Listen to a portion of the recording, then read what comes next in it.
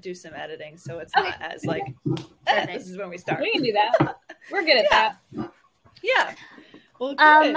Can I just say we've got 4 ladies today. And Meg, I was telling them that you and I talk over each other often enough. And with 4 of us all, it's going to be a shit show. So buckle up, guys, because it's just be here for it, because that's just exactly what you would anticipate.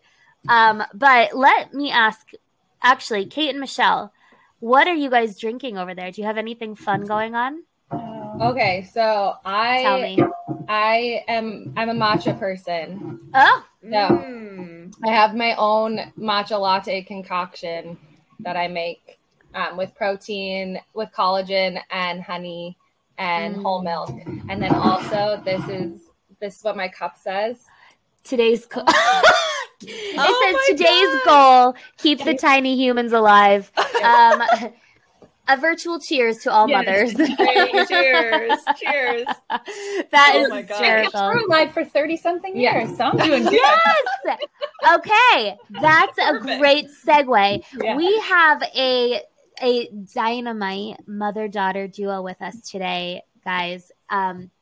Which is why I said we have 4 people here. So they were telling us that maybe unsurprising to any of you mothers who also have daughters, that they also talk over each other all the time and constantly interrupt each other. So it is going to be you should all feel right at home today. But what I'm going to have you guys introduce yourselves, but I want to let everybody know our topic today can be an emotional one. And I think that we're gonna hear Kate's story about this, but we're gonna be talking about postpartum, and I'm not really sure exactly where we're gonna let this conversation take us. So, if you're tuning in and it feels like something that hits home for you right now, and you're not quite ready to tune in, save it for later. If this has been something that you're curious about or that you've experienced yourself and you are ready, this is going to be perfect. We're going to offer you support. We're going to offer you, we aren't. Kate and Michele are going to offer We're just here for the ride. We're here for the ride. Some insight and action to take from a lot of different perspectives. And I think maybe the most important thing is that you should feel a sense of community and a sense of not being alone. And from what the 4 of us here have heard from clients and friends and each other, that is a common feeling. That's a common feeling of just feeling like, in the dark alone. So let's go. Yeah. Kate, Michele, introduce yourselves. Right. Tell us what you do. Tell us all about you. Go. And also finish telling us what you're drinking over there. And too, also finish telling us. One of us we only got half the squad. So go ahead. Tell us what you're doing and what you're drinking. Yeah. So for me, I'm drinking this. It will sound contradictory, but it is a CBD energy drink. Oh, nice. I do that all the time. I put tea, like adaptogenic tea or something I got it. Yeah. So, Yep. So that's what I've got here. That sounds so good. Meg, I'm going to take a guess at what you're doing.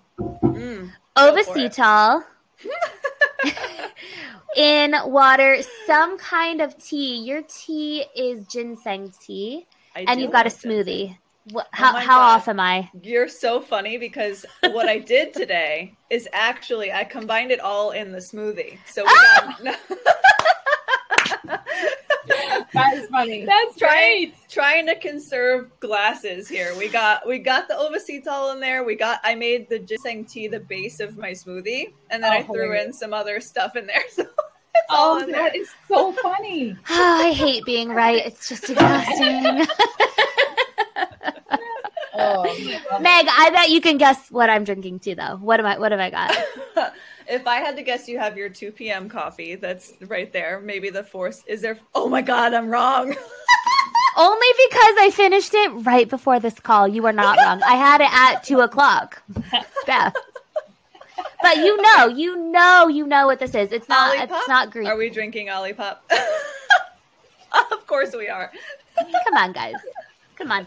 The tropical punch one. Like, let's be honest. The poster child for Olipop over here. I'm really trying. I am zero shame about this. Zero shame. Bring it on. Olipop, if you're listening, you want to sponsor us, we're here. We love you. We will sponsor you. I do. Oh my God. All right, now we'll let you go ahead. Yes. Okay. So I'm Kate. I'm the daughter of the mother-daughter duo.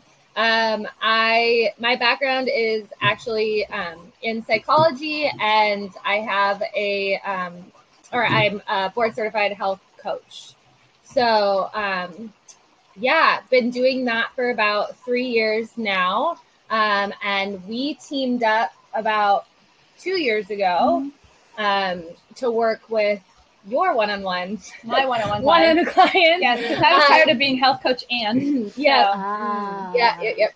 and then we started our current company about a year ago now, where we really just wanted to, at first we wanted to really narrow in on women's health in general, just because there's such a gap. Yeah, there's such a gap, and we just feel like women get inferior treatment in medical community in general. And so we started there, and as we started to connect with more women, and we saw more clients, we started seeing trends, right, of certain people, and postpartum depression, anxiety, mood disorders, really just any kind of challenges that women were experiencing kept coming up, and they kept coming up quite a bit. And it's kind of one of those things of what you attract, who you're going to attract. And it was really interesting for me because of my personal story, which we'll get into later, but I'll let you introduce. This is what we mean with I talk and then she has to. It's amazing. It's so great. Go ahead. Again, you'll feel at home, people. Yeah. I could talk plenty. That's really not a problem. I don't know where she gets it from. Right? So I'm Michele, the other half of the duo. I'm board certified nurse practitioner. Most of my career actually was pediatrics and trauma. And it wasn't until the last few years, I left conventional about, 8 years ago, maybe now. Mm-hmm. And it kind of just moved more toward family, and then ended up more, I guess, women are usually the ones that go out and seek help, right? We either seek help for ourselves or for, the other, gender. We're bringing them along, or have this. So, so anyway, so the practice kind of was probably 99% women and 1% male. And so it was just kind of a natural transition to just really start to focus on women's health, just specifically women's health. So, and then Kate came alongside to work. I had a one-on-one practice for many years. And it was, it's difficult because you really want to reach so many more people, and there's just so many hours in the day, and the referrals keep coming, and you're just feeling like, oh my gosh, I have to replenish. I can't keep going. Right. Yes. Yeah. So that's where our partnership came in. Yep. And that's how when we started we actually wanted to move into offering group programming. And like you were saying, this community feel, that is one of our biggest missions. And one of the things we started this company for was because women, not only do we need community, we thrive off of community. We also know that when women are well cared for and their needs are met, that we actually are the ones that pour into our communities and make our communities stronger, which then in turn makes the world just better. And so just totally. And totally. So, as a bigger mission, we were you know what, group programming really just made a lot of sense as far as being able to reach more people, at a more affordable rate, because as you guys know, functional medicine isn't covered by insurance a lot of the times, and people need the support, can't often afford it out of pocket. So this is a really great way to do it at a more affordable price point for people, and then also start to create these communities. So that's really what we're doing as the she brings. So I love that name too. It's just very like so good, right? And immediately sort of some semblance of what you do. And that's really cool. It's funny. It's actually an acronym, and we did really? it. Yeah. So it stands for Superior Health Experience. That's amazing. And it's so funny. Like it started that way, and it's something we don't really play up. No, because it's just like been a part of our mission. And then when people hear that, they're like, "Oh, that's so great!" We're like, "Yeah, we really should talk about that more." Actually, it is great. That's right. Yeah. We forgot about that. So when you're talking about your group program, so we've got a health coach and a nurse practitioner. You're doing integrative work, and actually, Michele, I'd love to hear just briefly. What was your decision around leaving the conventional medical system and moving toward more functional approaches and bringing Kate in? Like, what was that like for you? Well, I mean, really, it was born out of frustration and everything that, you work in and you see day to day, and the chronic illness that, I was a pill pusher. Let's just be honest, yes. And it was constant, and it just gets to the point. I mean, it just weighs on your soul. There's no care. There's no joy. There's no, helping people live a better life, any of those kinds of things. And actually, the thing that really broke the straw that broke the camel's back, I had a lot of patients that had cancer, but my sister was diagnosed with stage 4 cancer. And, and it kind of hit me like pretty hard. And we took a trip around the country, saw a bunch of doctors. Everybody had their own little silo they wanted to operate in, their own little, never asked about her, never looked at her as an individual and said, what's best for you? Just kept throwing things at her. And I just looked at her one day and I'm like, screw it. Like, we're done. We're going to do things my way. And she went along for the ride because, there really weren't a lot of good options. And I think that was kind of where, and she's great today. Like, good. Yes. Yeah. She's completely wonderful. Yeah. No cancer. And, but wow. But it was like that really solidified it for me. And that's where I was like, no, we are so done. I am so done with that. And I just need to be able to, when people come to see me, have time to spend with them, hear them, build a relationship, and then really dig deep and figure out, like, stuff doesn't fall out of the sky and hit you on the head. It happens over time. So let's figure it out, reverse it, and get you moving. Now, Meg, you and I talk about our experiences and therefore informed opinions about a lot of conventional methods. And I think that we try to also share, like, hey, not everybody is like that. So this is really interesting for all of you to hear.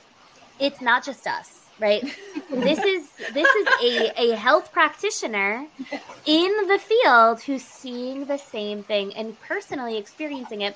And I actually think it's a really interesting perspective because it helps us soften a little bit too.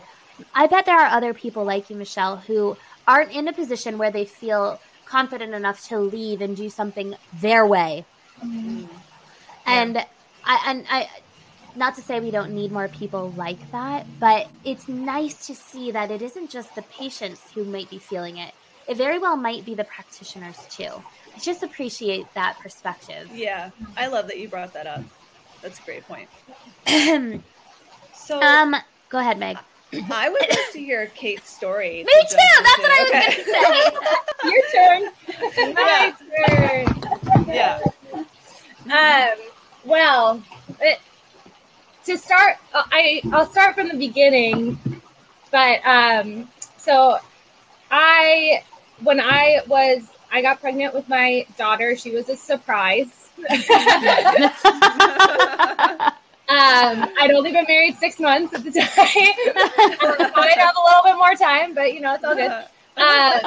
And I at that point in time, so this is about 3 years ago, I had just it's funny. So functional medicine person over here, she had been doing it for many years. And not that I had dipped my toe in the world, but when I got pregnant was really when I started looking into my values changed. Like I was like, I have to do it better now because of this little person. And so that's actually when I decided to do the health coach certification and go through the school for that and everything. And I ended up doing which I never thought I would be this person, but I ended up doing an all natural home birth, which is wow. Amazing. That is my dream. I was like, I fully, and this is where I think I got cocky. I fully thought that I understood my body enough. And I was like, oh, I'm in functional medicine world. I understand this holistically. If I just do all these right things, I'm going to be great. And I didn't prepare for, I barely prepared for birth. I didn't prepare for anything that was about to happen after. And I was just under this impression that, baby was just going to come out. I was going to instantly bond with the baby. I was going to know how to breastfeed because that's a natural part of life, right? And that if I just continued to take care of myself and all these things, then I'm not going to have depression or anxiety. That's not me. I've never experienced those things before. So it was not even on my radar. And basically what happened, I had a hard time in the beginning because, I had kind of it wasn't traumatic, nothing traumatic happened besides giving birth, but it was, I mean, some people would consider trauma in and of itself. Yeah. Beautiful trauma. Yeah. That's it. But nothing overly traumatic happened. But I remember I was, even right after she came out, I was disappointed because I didn't have this immediate connection. I was happy she was here, but no one explained to me that sometimes, especially because birth depletes you of all of your happy hormones, but you're using that for pain relief during your, and so no one really explains this to you. And so I thought I was going to be have all the love feelings, and I'm later on figured out oh no, those were gone, 20 hours in, you used all those up, Wow. So that immediately coming out was kind of a big slap in the face disappointment for me that I carried. So I started carrying that with me because that was my first maybe I'm not a good mom moment. Oh my God. So, and I didn't understand the depletion that was happening in my own body. So immediately it was a mental okay. So as that went on, I am also the person that doesn't sit still well. I'm my midwife was you need to be in bed for X amount of time. And I was screw that. I can do everything. I'm Superwoman. So I didn't rest properly. I didn't really rest at all. I was even I remember 4 days after birth and I was look at me, I'm out on a walk. I'm just stupid stuff. Oh my God. And yeah, so I didn't take care of myself, or I thought I was taking care of myself, but I wasn't taking care of myself the right way. And so I kept just depleting my body. And it wasn't until I would say she was about 5 or 6 months that things kind of took a turn for the worse. I remember, and it's hard to really think back on it because I remember during the first 6 months just kind of being okay, well, having a newborn's hard, having a baby's hard, that I just have to try harder. I just have to do more, and then I'm going to feel better or whatever it was. And I still, it still wasn't getting better. And the problem was during that first 6 months, I wasn't talking about it either. Like I didn't share it with anybody, because from the moment she came out to the whole 6 months, you're like the compounding feelings of like, I'm just a horrible person, you know, like I'm feeling resentful towards the people that get to continue living on with their lives. Like, you know, while I'm sitting here having to take care of this baby, you're grieving like a former version of yourself, a former life. I was feeling like really guilty and like ashamed of having those feelings. And so I just started to isolate more and more and more. But I pushed my family away. I was pushing my husband away. So I was losing the connection with him, losing the connection with the baby. And it was like kind of this slow process that I didn't even really recognize taking place. I think the feelings of just feeling like I was a bad person were kind of taking over. And by about 7 months, she was about 6 or 7 months, I was like I started asking for help, but I started asking for help in a way that wasn't clear, which I don't want to say is my fault, because I didn't know really what I was asking help for. But I remember just starting to voice, like, I'm just super unhappy.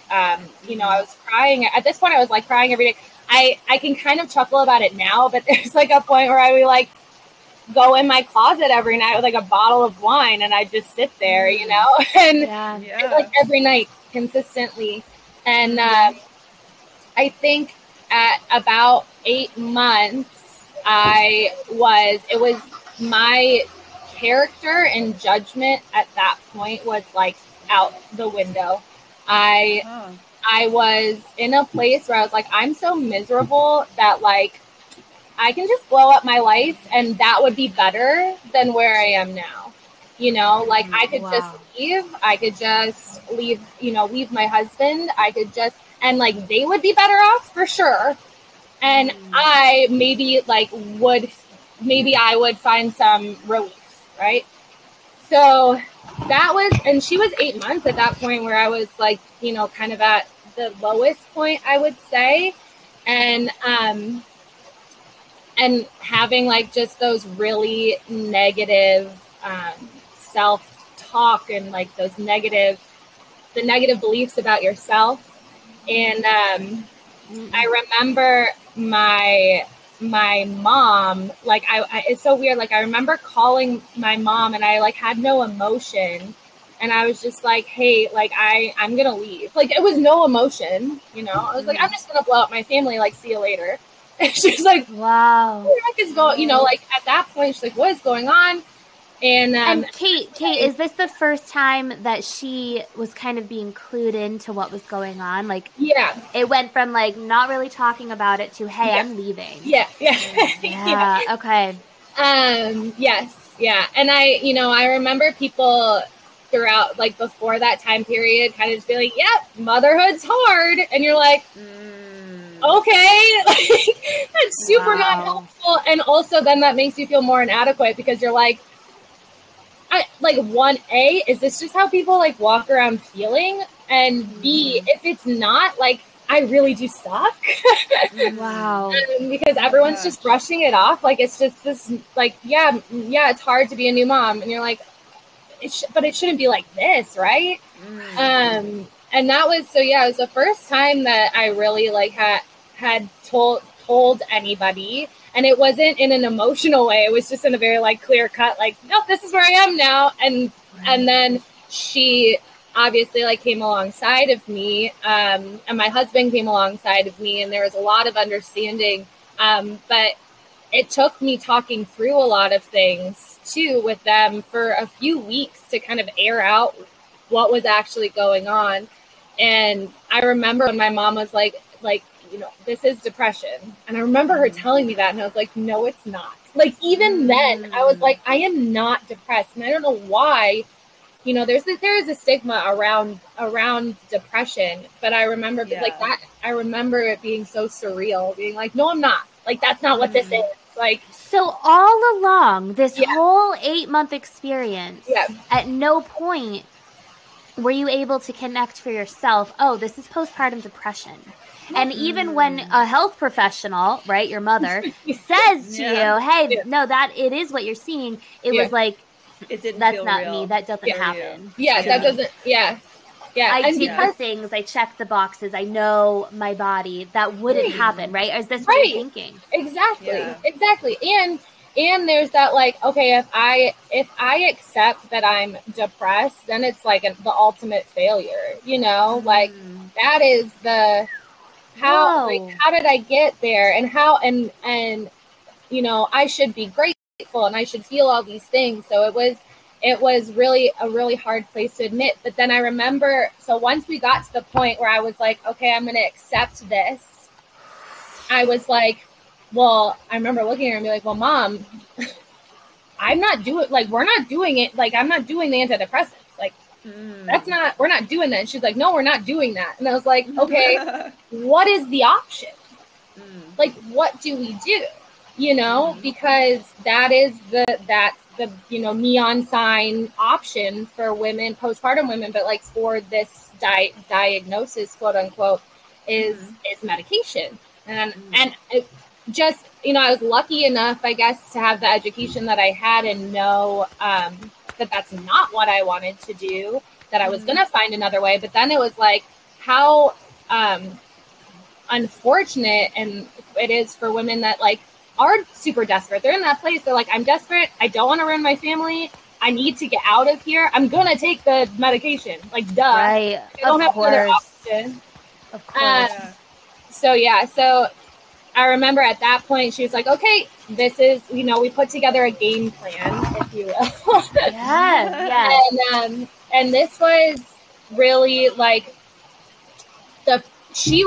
I'll preface it by saying, so when my mom had worked with postpartum women before, she worked a lot with depletion. So this is where we started. And what we mean with like postpartum depletion was when you give birth and go through pregnancy, you're depleted. I mean, everyone's depleted. That's just natural. But postpartum depletion is really that compounding of things that take place where you don't replenish after birth those first 40 days. When you're not replenishing what needs to be replenished, it compounds. You know, your body doesn't like have reserves of these things. Oh my gosh. Well, no wonder. You used your reserve for 9 months. And then all of a sudden you have to, it's like the baby comes out and it's like, oh shoot, we have a human being to keep alive. Like you don't get a chance to stop at all or replenish at all. Oh my gosh. Right. And today's culture really tells us, like, first of all, we're not getting that generational wisdom anymore that was passed down from generation. Like, I think even my mom's generation of care was maybe even worse than ours. Way more closed-minded. So, like, they weren't they're not giving their daughters any wisdom of how to take care of yourself postpartum.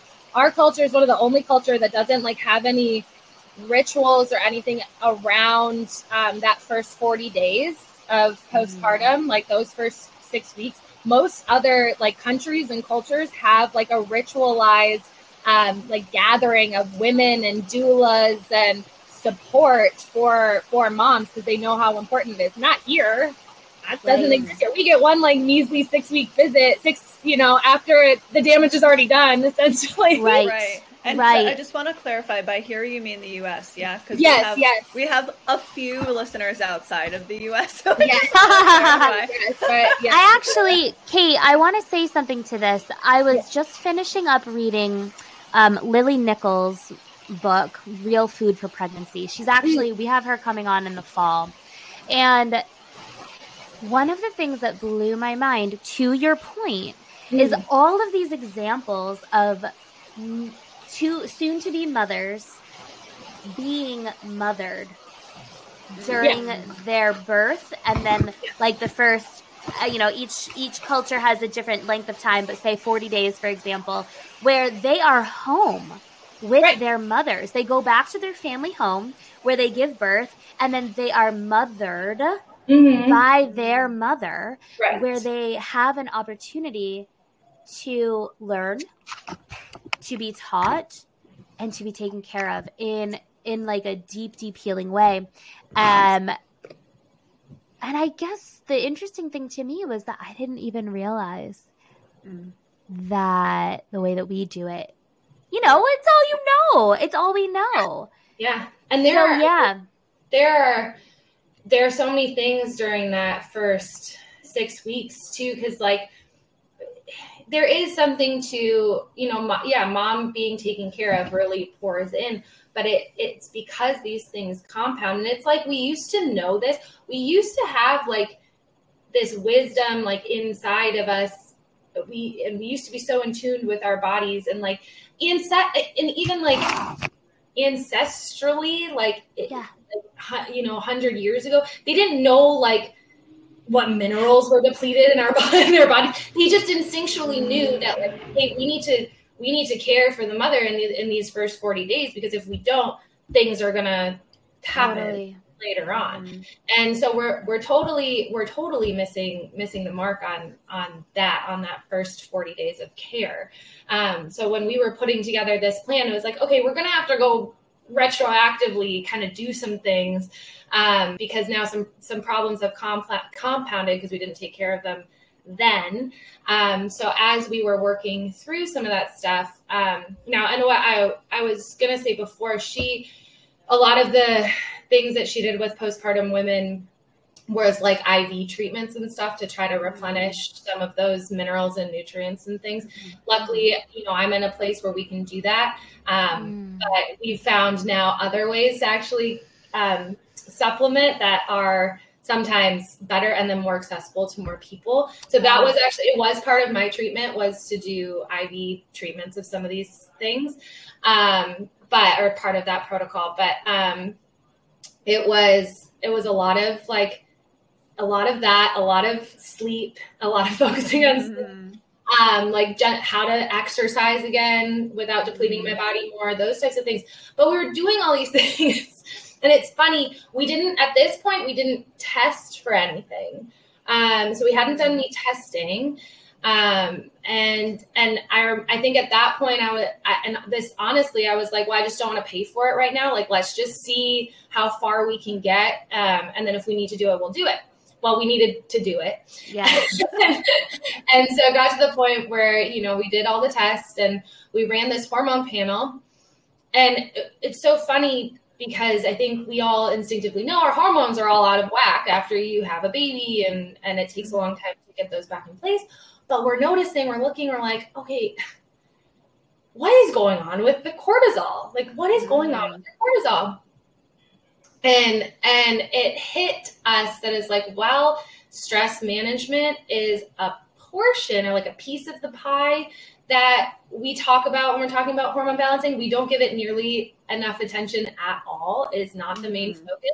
And when we don't fix that first, it trickles down to everything else. So even if we attempt to rebalance all these hormones using nutrition and exercise and whatever, if we're not giving cortisol that main attention or focus, it's just going to happen again. Like, we're not actually fixing the problem. So we shifted focus. And we started getting into all things cortisol regulation. So basically, we came up with these 4 main pillars that we talk a lot about, but sleep, blood sugar, inflammation, and then your mental, emotional stress. So that's how this like whole postpartum protocol plan kind of came together. And it's funny because I think it's because we're mom-daughter that we were able to like do the deep work to come up with the thing that works, because I was like, she was watching me, I was telling her my experiences, we were able to be like very real and open. And then I was obviously our first like real case study. Yeah. You were the guinea pig. And coming out the other end now, you know, it's been about a year and a half and it works, you know, it really works. And so it's been a ride. And so now it's just like, okay, now we know there's a huge need. There's a huge gap. A lot of women don't want to take medication. A lot of us are seeking other routes and don't have it. And it's like, how do we do this on a mass scale?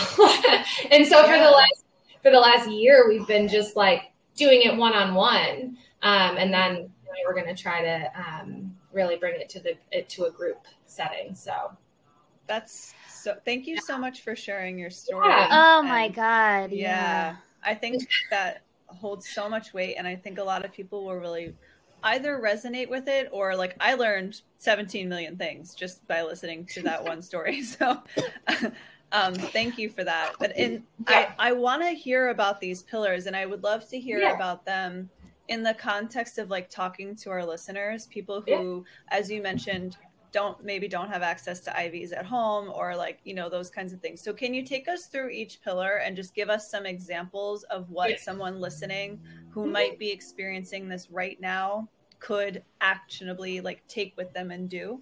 Yeah, absolutely. Hold on. Before you do that, Kate, Meg, I want to add to that question. Before you go into that, can you just give a brief, because this part I think is really important. When you were talking about having 8 months of experiencing something and not being able to connect to what it was, will you either from maybe even just from your personal experience, what are some red flags that people need to be watching out for in themselves or in their friends or daughters or whoever, right? Where it might be like, actually, they need to hear these pillars. Like you need to do this. Like, what does that look like? Because when I'm listening to you, Kate, I'm like, shit. This would be me. This would be me. I would think I'm in tune with my body. I know integrative medicine. I know how to feed myself. Like I'm gratefully in a position where I have access to things and I know. And I would think the same thing. Yeah. I would love to have a natural home birth. My thought is it might be painful, but I'm going to know how to breastfeed right away because, I've done this in several lifetimes, right? Like I feel so connected to your story and I don't even have kids. Right, listeners, that's important. Meg and I do not have children. Right. We are, as I said before, we are representing the TINK Club, the 2-income no kids club. I love that. So, okay, tell us what are some of the signs and symptoms that people need to be mindful of? And I assume you guys know that this could be on multiple layers. It could be just a snippet of this or like full blown way past what she's saying. And then the pillars dive into that as a next step. Yeah. I think the first thing I want to say is that with postpartum depression, anxiety, really any mood disorders, it's hard.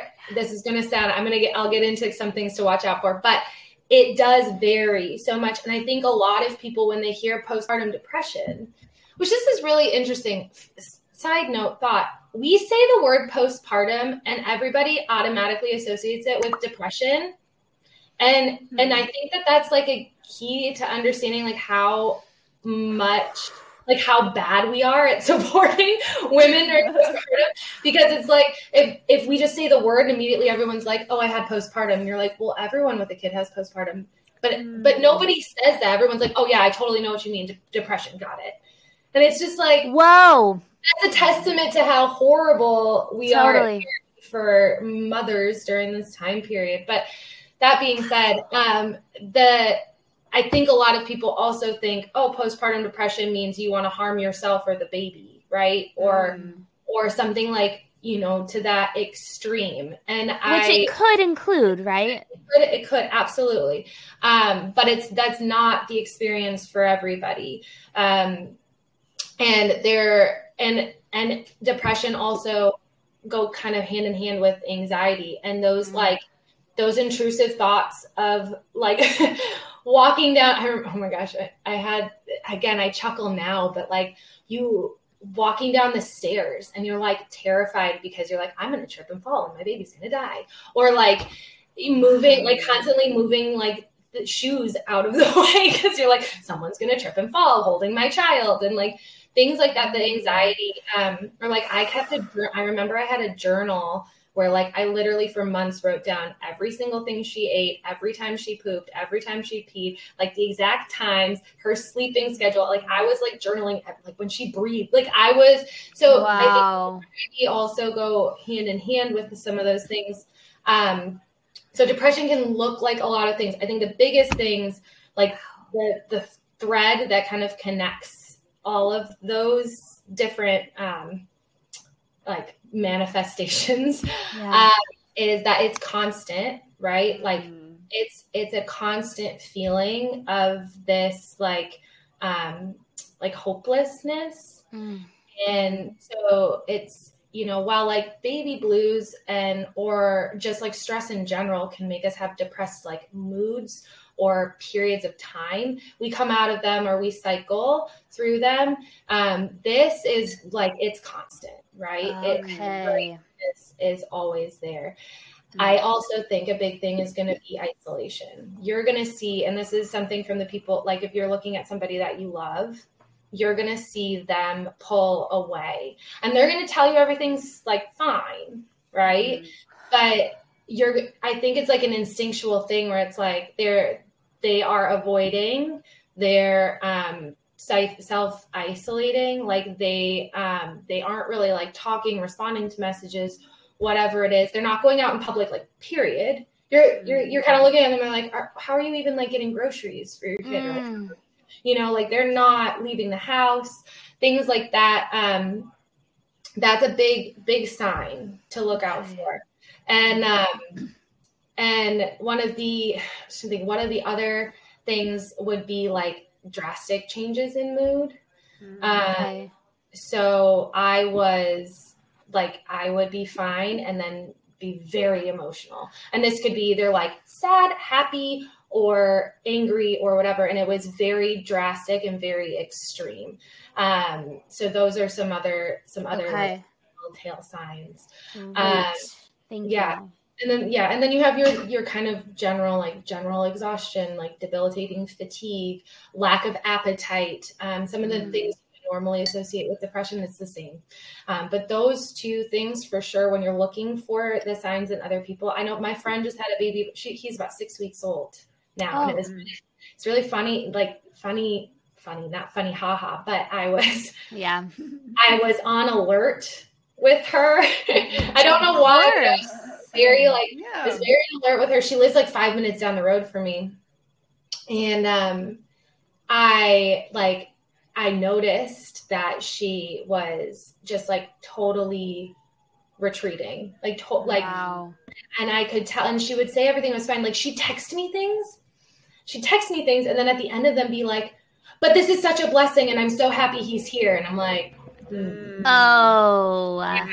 like she would be like, this is really hard, or breastfeeding or whatever, like this is really hard and I feel like this. And then right afterwards she'd be like, but like it's totally great and I love being a mom. And you're like, okay. And then she's like asking if I know anybody that will like come to the house to she's like, oh, like to do like a pedicure or something. Like she wouldn't leave the house at all. She wouldn't have the anxiety of like putting the baby in the car and stuff. And I was like, okay, so like I called her and I was like, so what do we need to talk about? Like, what do you need to say right now that you're afraid of saying out loud? And she was like, that I'm literally looking for one-way tickets constantly and I have price alerts out of my computer. I'm like, that's great. Like, let's talk about that because that is so normal.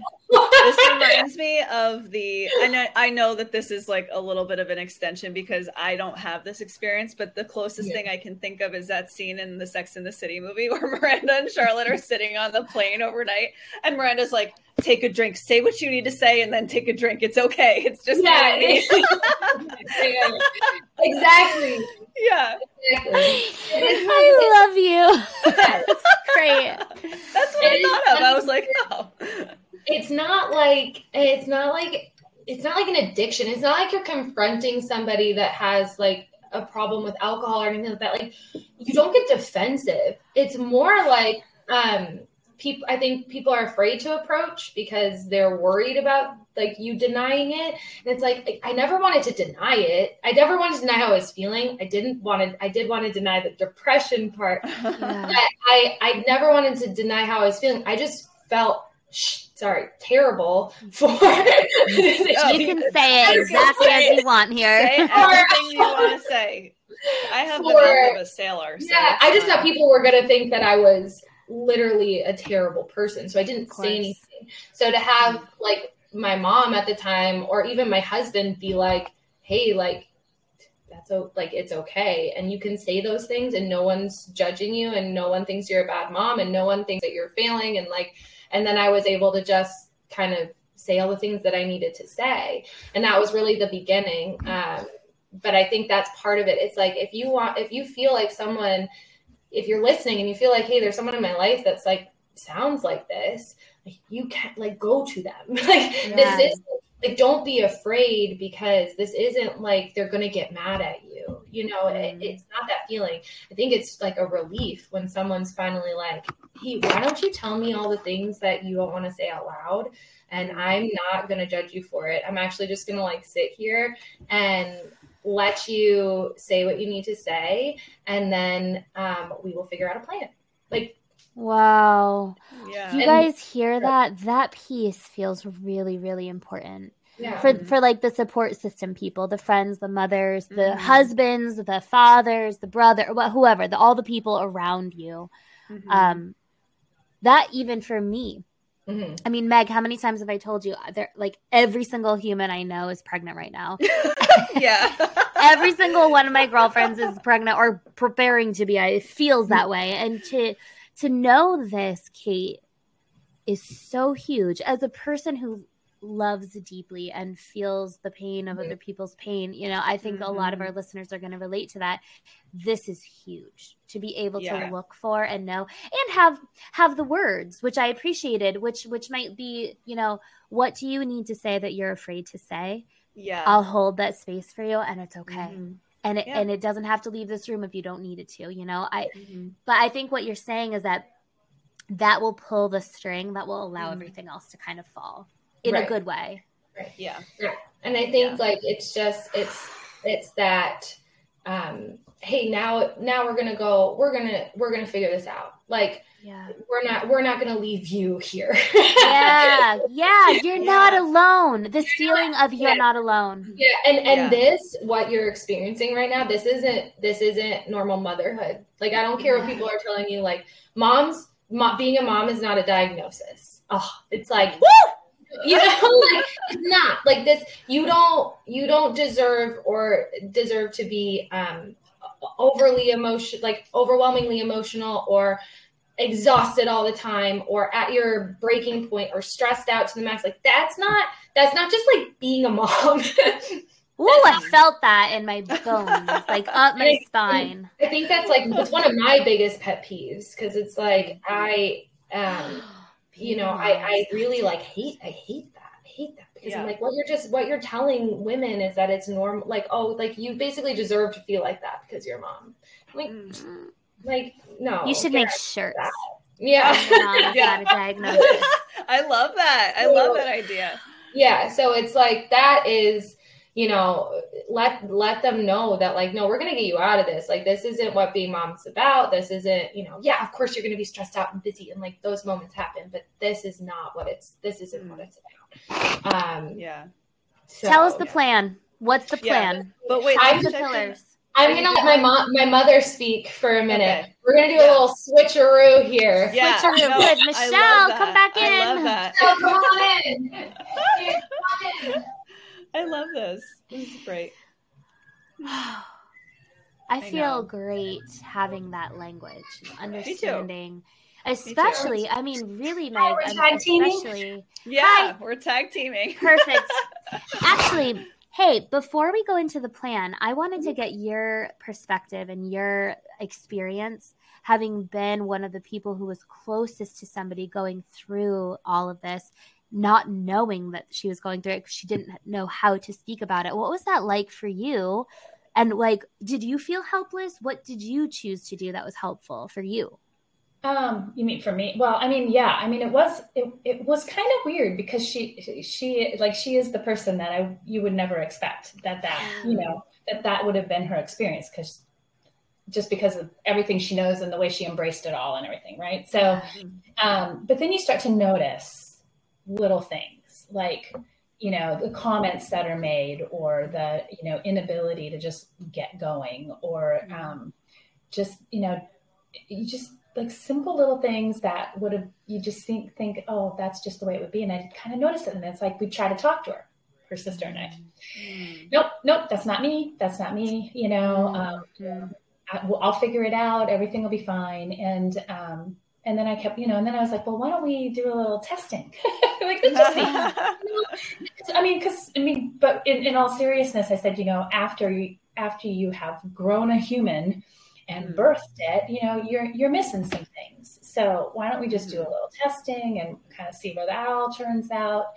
And it took a little while to convince that, but it's frustrating because it's like, I'm mom, right? On one hand, where like my heart is just breaking because I really wanted her to have this awesome experience. And then I'm doctor over here going, okay, here's all the things I want to do with you.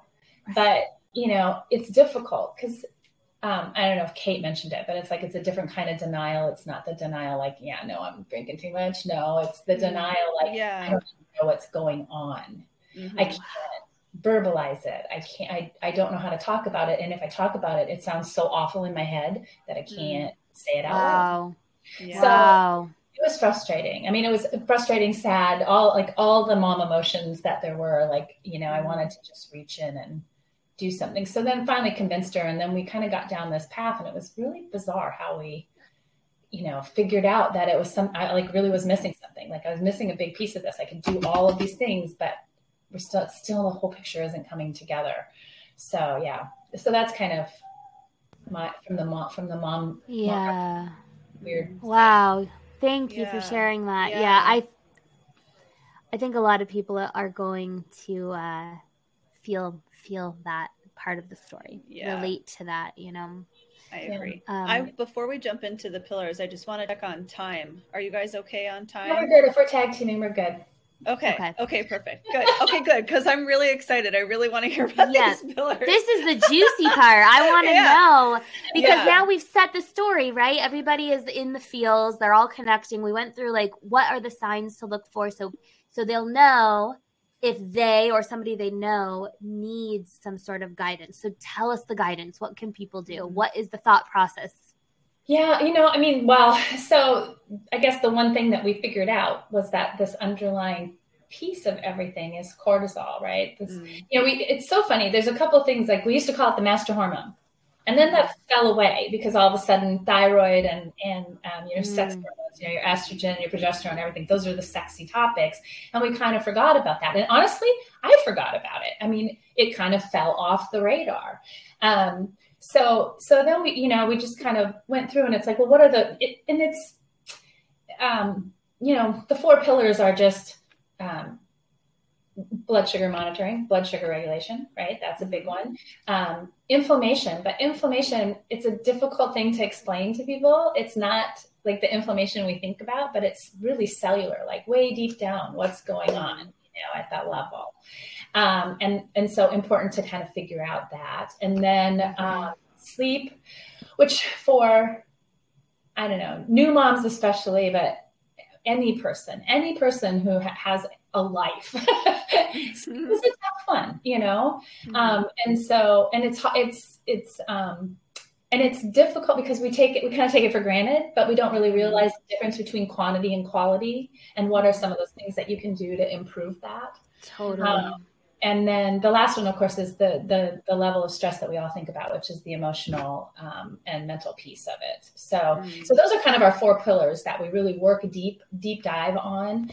But along with that, we kind of developed testing that went along with it so that we can kind of figure things out for people, right? It goes back to what I was saying in the very, very beginning about being an individual. In conventional medicine, we're not treated that way. We're yeah, I mean, that's a whole nother podcast, right? But that's like you're a disease or a symptom, but you're never treated like a person. Like, I'm different from you and you and you and you. So we kind of I think the testing was kind of the turning point with Kate too, that, when we finally got that done and we could see what was happening, it kind of made a big difference. And so, for us, we kind of developed a package around that. Yes. Maybe you're getting into this, but what testing did you do, and what did it show you? That was my question. Yeah. So, well, we do some of the basic things. So we do a full thyroid panel, not your full. Yes. Full, yes. Not your little TSH, which is a brain thing, not anything to do with your thyroid. Another separate podcast. And then we do the hair mineral analysis. So to try and get a picture of what your micronutrients are that are out of balance. And then we do hormone testing, basic hormone testing, but we do cortisol, and then your estrogen and progesterone, and then what am I going to say? Oh, and then neurotransmitters, because all of these pieces, it's just a big old puzzle, right? So if you're not doing something over here, then the thing over here isn't going to work. So we try to figure out like where in the neurotransmitter lineup are you a little bit deficient? What was it that your individual body is super deficient in? Because yes, we're all depleted, but everybody has different balances of where they are and what in. So that's kind of the testing that we did, and that we did that on her. And I mean, the biggest thing that was kind of when the cortisol thing went like right in the face. Oh yeah, look at that! Wow, about that. I know. So crazy.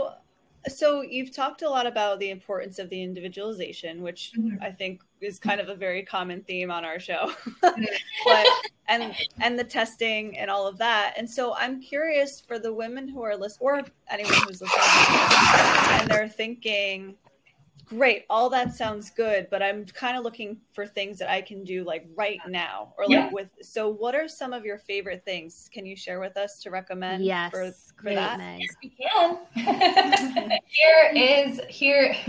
This is probably the most hated piece of advice. However, she's going to say sleep. Yeah. If you take it seriously, and you mean this with my whole heart, and I'll give other pieces of advice too, because yeah. But I want to say this because don't turn this off right now. Yeah. Don't fast forward. Let me tell you something about sleep.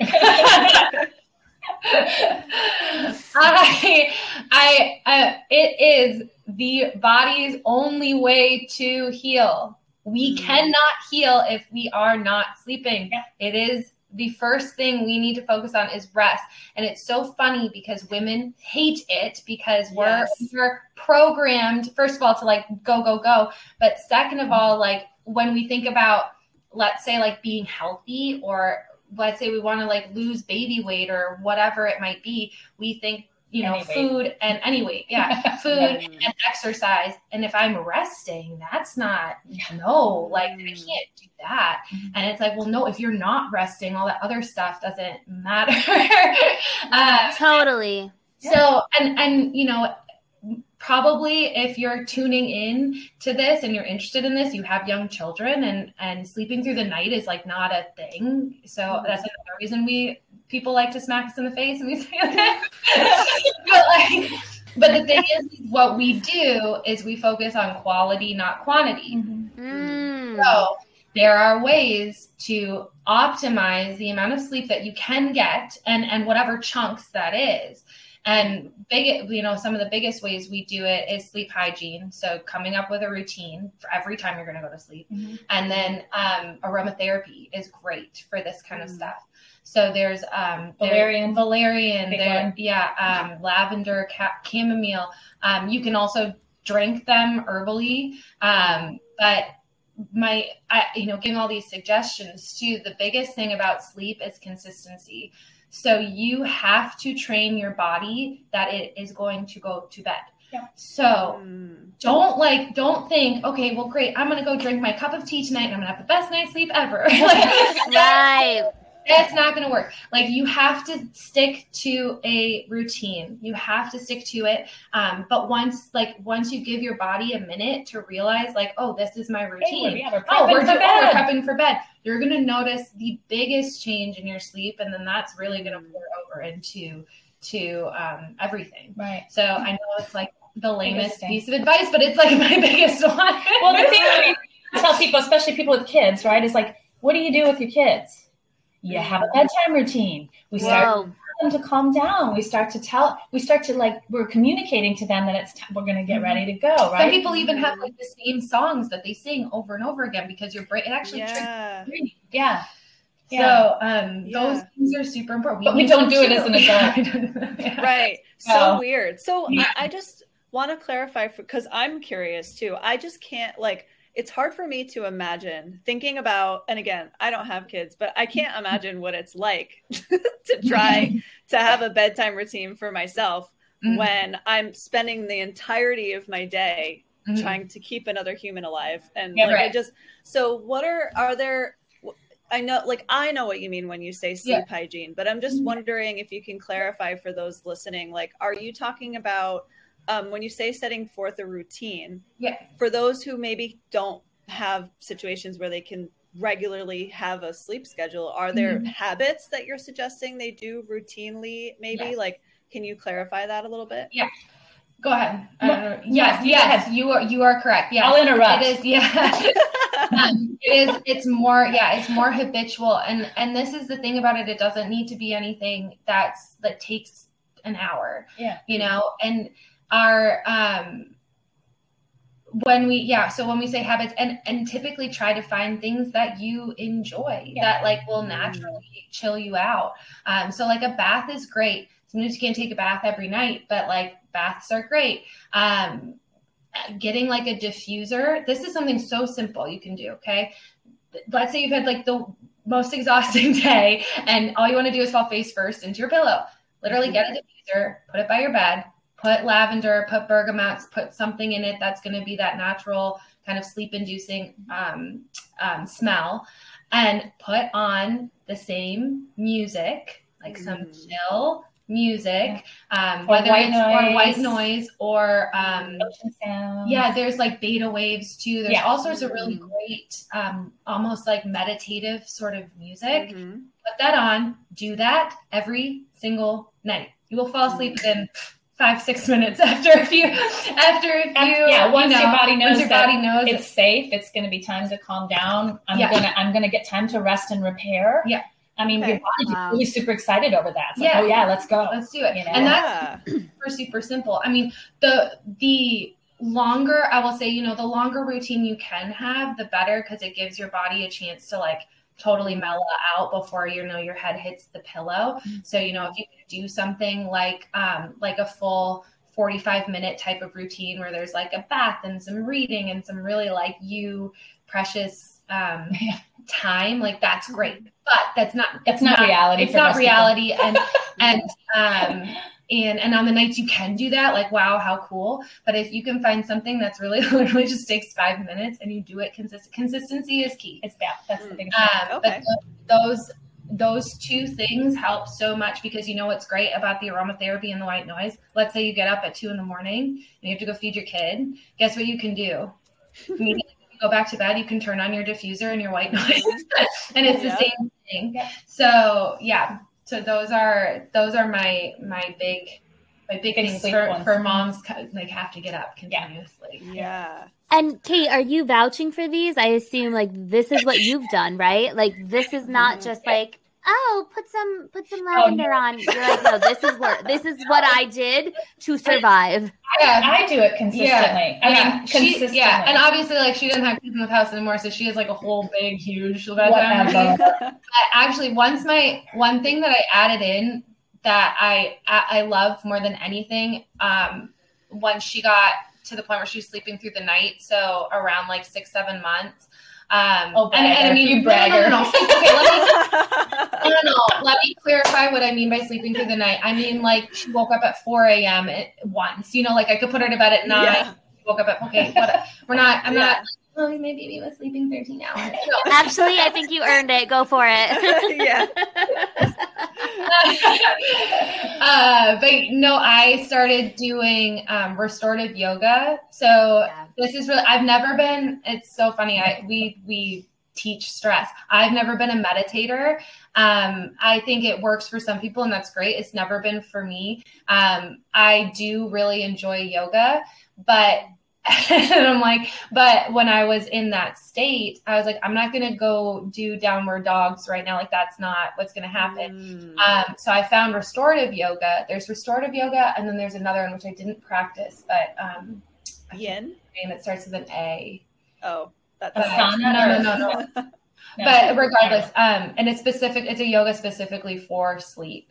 Restorative yoga, all you need is literally like a really dense pillow. You can get a bolster for like $20 on Amazon too if you want, but it's just like a really dense pillow. You can do it for 5-10 minutes, and there are these different positions that you put yourself in, but because of the bolster, it hits certain pressure points, and it automatically, like, it'll increase blood flow. It'll help like relax the body, kind of like acupuncture does. And I will tell you, like, changed my life. Wow. I believe that. I still do it.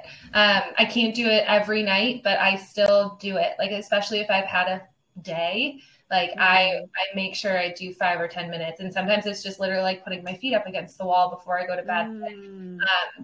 It sounds like too simple, but it made a huge difference for me. So that's something else I would vouch for that worked for me. But again, individuality, like try some stuff. Cause I tried the meditation route and it was like, no, I just didn't. I think a lot of people are going to feel that. Yeah.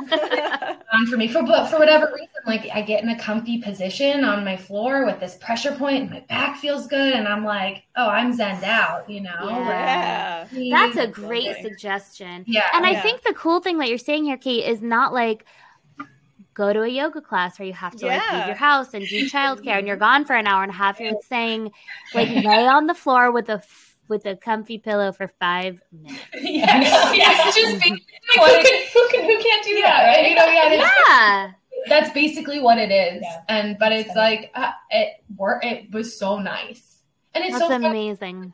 And it's not your bed.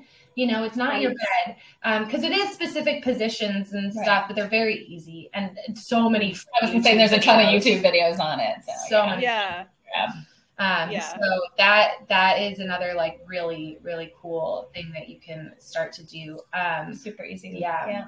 My other like biggest suggestion is with blood sugar, and blood sugar like is it can be very complicated because a lot of we know dietitians connect to it. So I mean, we dive deeper into all of that, but the very basics that I tell people is like, just focus on getting a good quality fat, protein, and carb at every meal. Like that's all. It doesn't need to be more complicated than that. And eat like every few hours, especially if you're breastfeeding, and especially during that first 40 days. And don't like these.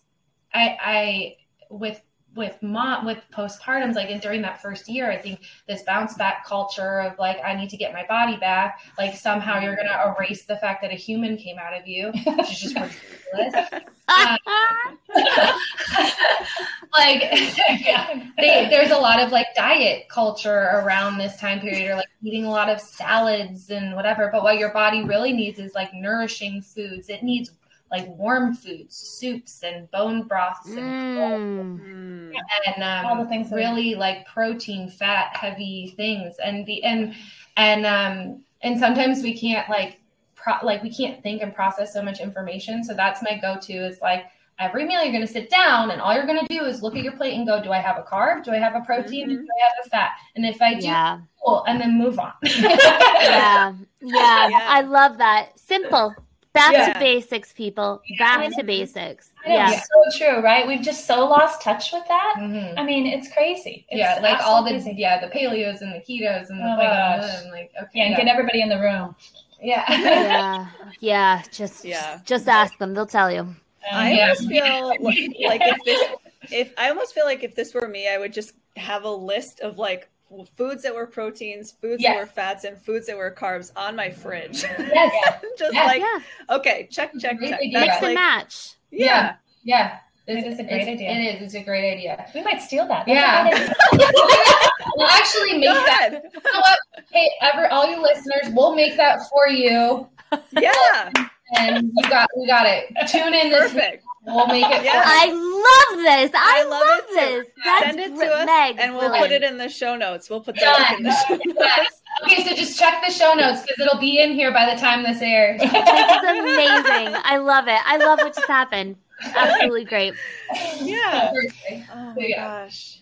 Okay, so we talked a lot about things that they could actually do for sleep after they get done wanting to punch you in the face for saying it. But I think you really argued your point, and you're standing testament. Like you're not just saying it; you're sharing an experience, which are two different things, right? Mm-hmm. So we talked about a lot of that. We talked about the blood sugar piece, and then we talked about the testing piece for those who are capable and want to dive a little bit deeper. Right. I would love to hear more. Meg, do you want to hear more about their program? I do. Yeah. Yeah. Like, what's that? Because I feel like I have a lot more questions that might be answered if I ask with that question.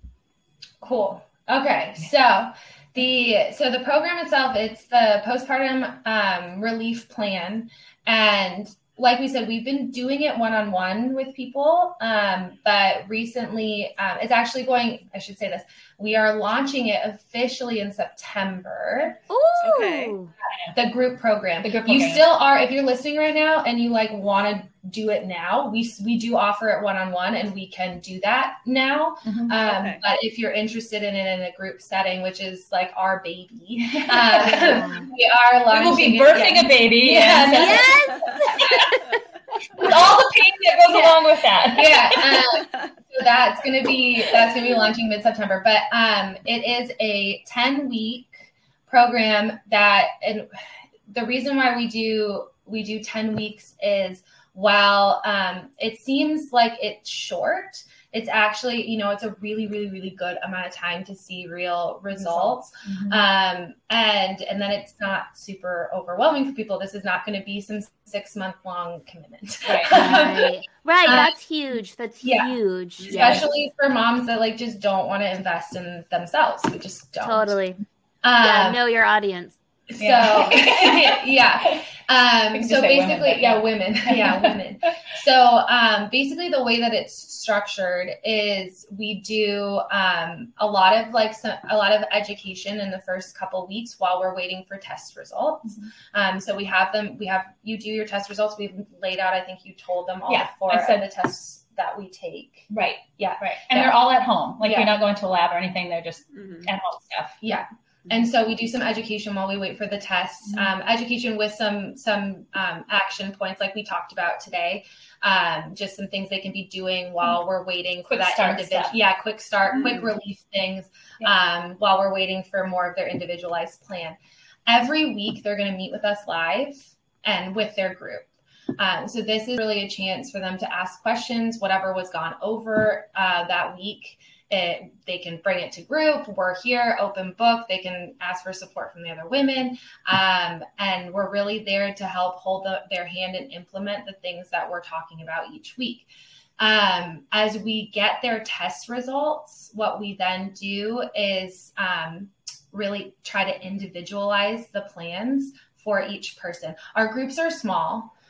We're not going to blow out and have 50 people in a group. That way we can really do our best to individualize all of the. We also want to build that tighter community, so you have two people. Right. You always have the quiet ones and the ones that talk all the time. Yeah. Like us. Totally. Yeah. Like all of us. Yeah. So we start to do a deeper dive of putting together a plan for your thyroid specifically. So how to support your thyroid, how to support your mineral deficiencies, how to support your neurotransmitters, those types of things. And then we have a couple of really cool bonuses that we included, which one of them is all about rekindling the flame with your partner. And pregnancy is a really big question mark during this period. And the cool thing is we actually do have a licensed therapist on our team. On our team, yeah. And so she's going to come in and give. She does family and couple counseling, so she's going to come in and give some really great information during that bonus, and then also along with hormone balancing during like sex hormone balancing, we can kind of hopefully reignite that libido for a lot of women. So that one's really cool. And we also do a lot of talk about inflammation and how to de-stress and detox, your environment, your cleaning products, your beauty products, things like that. Huge. And not like green juice detox, like actual, like, actual but yeah, and it's all, it's all sectioned out really in those four pillars, how we address everything. So, it's awesome. It's so cool and so effective. And I'm so excited because it's really like my recovery plan and to, like something that it's so close to me. So, my hope is that when women come and they come to these group sessions, they really feel like they're a partner, we're really partnering with them. We're really coming alongside of them. This isn't coming from a standpoint of like, do this, do that, don't do this. But it's like, how do we really support you? Mm-hmm. What does your life look like? What does your body look like? And how can we implement things that we know work into your personal situation? Right. And then, hey, here's, 8 or 9 other women that like you can now have to come along. Yeah. They have suggestions and they have things that, because everybody's experience is different. So, and again, it's kind of like that girlfriend, but it's not the girlfriend that's going to bring this shit up later, It's right. So it's judgment zone kind of thing. That's incredible. I am such a huge. Anytime that something has community to it, I feel drawn to it immediately. I mean, it's part of why Meg and I do this. Mm-hmm. Because we are a source of community for each other, and then connecting with people like you, and then connecting our community with you. There's so much to be said for simply not feeling alone. Changing that and nothing else will cure almost anything. Right. Truly. It's huge. It's funny because when we talk to the women like that come to us for one-on-one, it's like the number one thing that they say. They're like, I just didn't have anyone to talk to. I just felt like I wasn't cut out to be a mom. So like, who's going to admit that? Until someone, hard.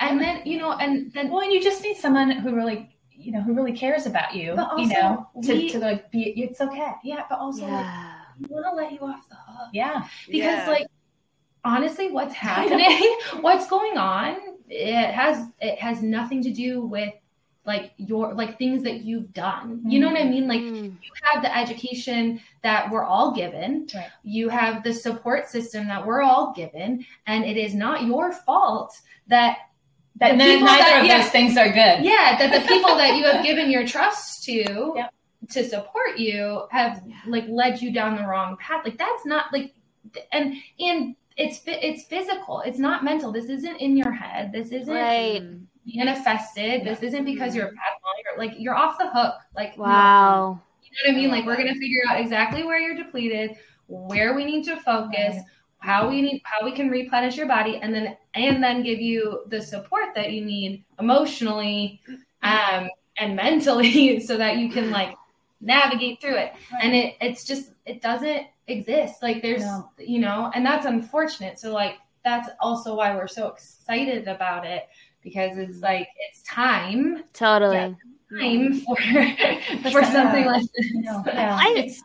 I think the really ironic thing here is that so many people, or it sounds like all of the people that you are working with, say the same thing. I am alone. I don't have anybody to talk to. And the irony in that is that that's just not true, because you have every other mother who has felt some inkling of what they're feeling. And I think if nothing else, you guys, take that with you from this, because, and I would argue, apply it to whatever it is that you feel maybe alone with. And clearly we're talking about postpartum depression, this particular instance, but don't you guys think that would apply across the board? You are almost never actually as alone as you feel, ever. Yeah. Now I understand that feeling of like needing to lean into that whole I'm alone, nobody gets me. Like I get it. Sometimes that's cathartic and like, but when you find yourself really living in that place, here's your call up. Here's your call up, people. So, wow. Yeah.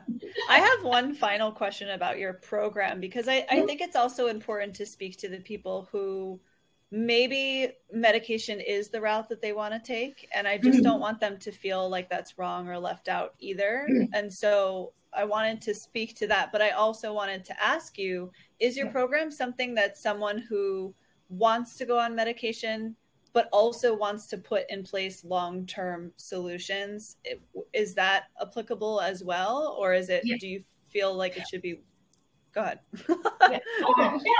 Great question, Meg. Totally. I know it's totally. And the thing is that, sorry, who wants to talk? Let her go. We're not in the place to ever pass judgment on anybody. Because I say this too. I said that I was like, for me, I knew I didn't want to go that route. Right. Mm-hmm.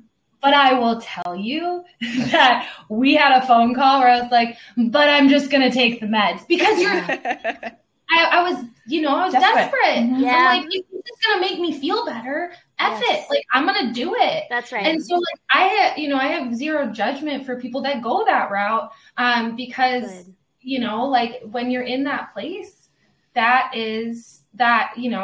can feel like your lifeline like that. Yeah. And that's important for people to have. Right. But I will say this, what we know about antidepressants specifically, like SSRIs, is that like I believe that we can get you to the point where you don't have to take the medication. Even if you feel like that is the route that you need to take now, that's fine. Like you need to do that. We can help you while you're doing that. Like that is, you know what I mean? Yeah. But the interesting thing is in that, when you're on different type, any kind of medication, and usually, I'm talking about like prescriptive meds, right?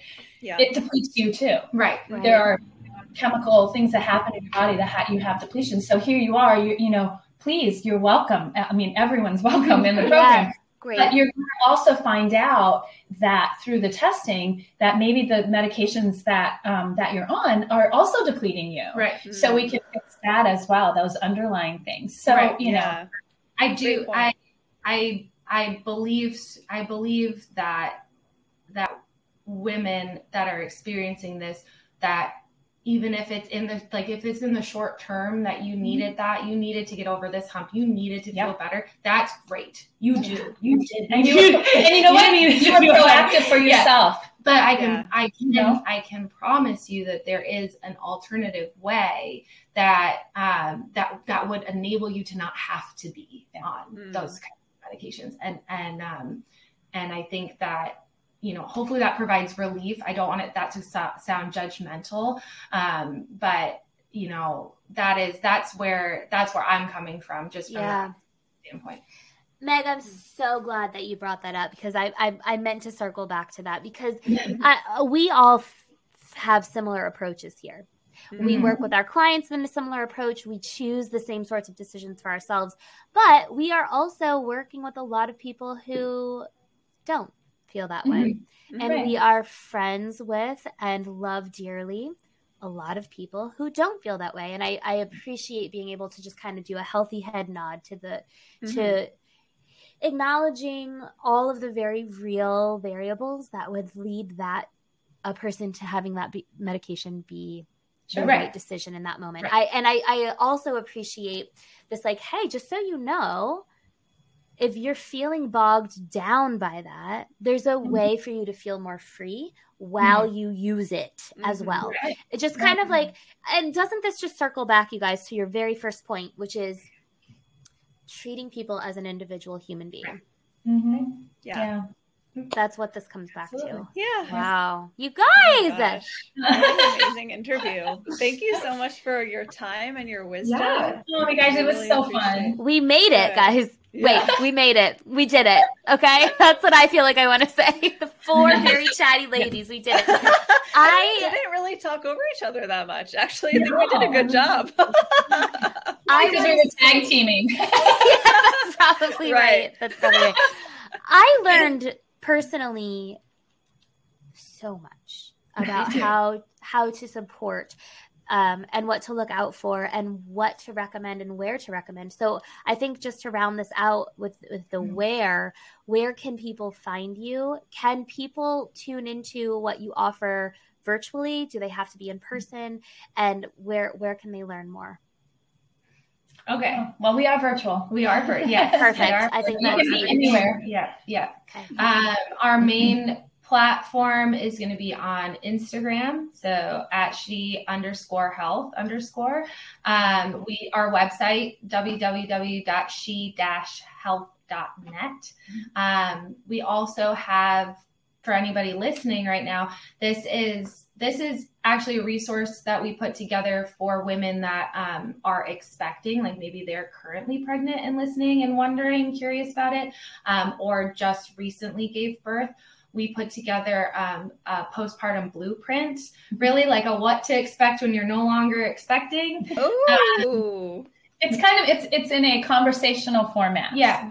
And it's a video series that's free, and your listeners can go take a look at that if they want. And that's just at www.thepostpartumblueprint.com. Cool. So that's something. Cool. And I will put together that fridge information.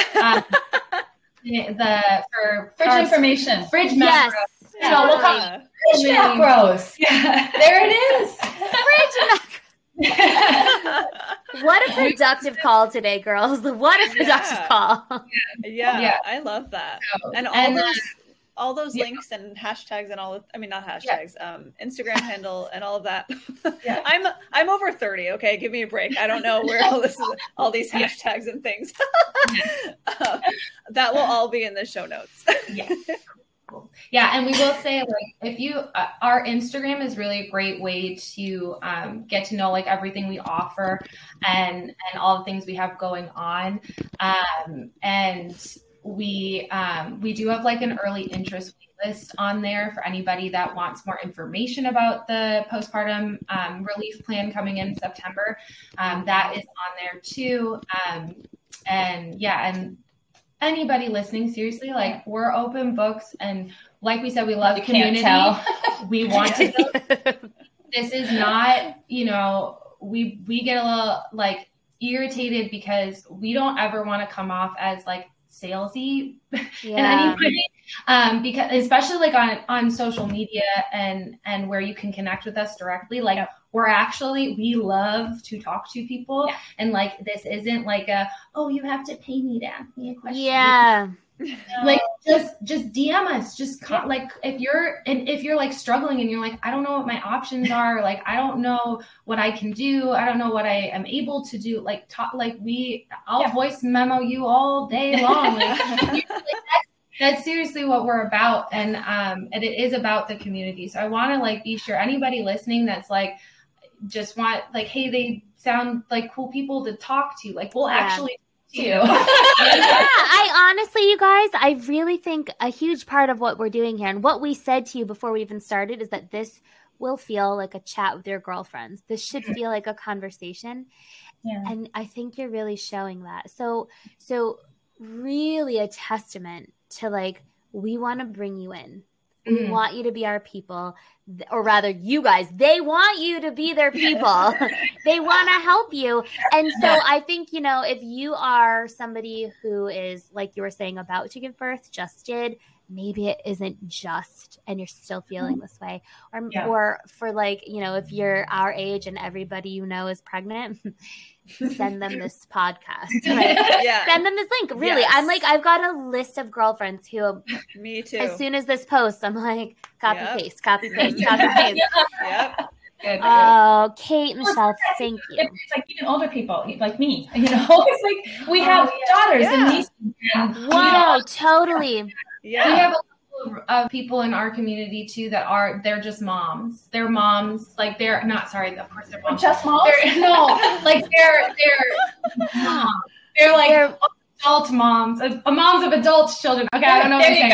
But we had some women in our community that are moms of adult children that are going to birth, and they're reaching out. They're like, we don't know how to support our daughters. Mm-hmm. And so that's actually, and it's funny, and I think that comes from the mother-daughter, that they're like, okay, I see that. Yeah, maybe we can talk to you. Like, it's not just beautiful. one. Yeah. So the grandmothers to be. Yeah. Grandmother. I was looking for. That's not a word that's used in my presence. So. No. She's not a grandma. She's a cool grandma. No, Oma. We call her Oma. So the Oma to be. Yeah, I love that. My husband's Dutch, so it's there Oma. It is. It's grandma. Yeah, there it is. That's perfect. That's you guys, so cute. Thank you so for much. Being with us, but for filling a need in the world this time around. Yeah. Really. Mm-hmm. Thank you. And I personally want to say, like, to all of my friends who you can be helpful and guides to, and possibly me at some point. God only knows. God forbid. I don't want to have to talk to you ever again. Okay? But I want to thank you in advance for the true connected guidance that I know you'll be able to offer the people in my life who I love and care about. So, Meg, I don't mean to speak for you, but I'm sure I can. No, it's same thing. Echoing. Yeah, exactly that. No notes. No notes. Thanks, you guys. Thank you guys so much love to you. Thank you for being with us. Thank you. Bye. Bye.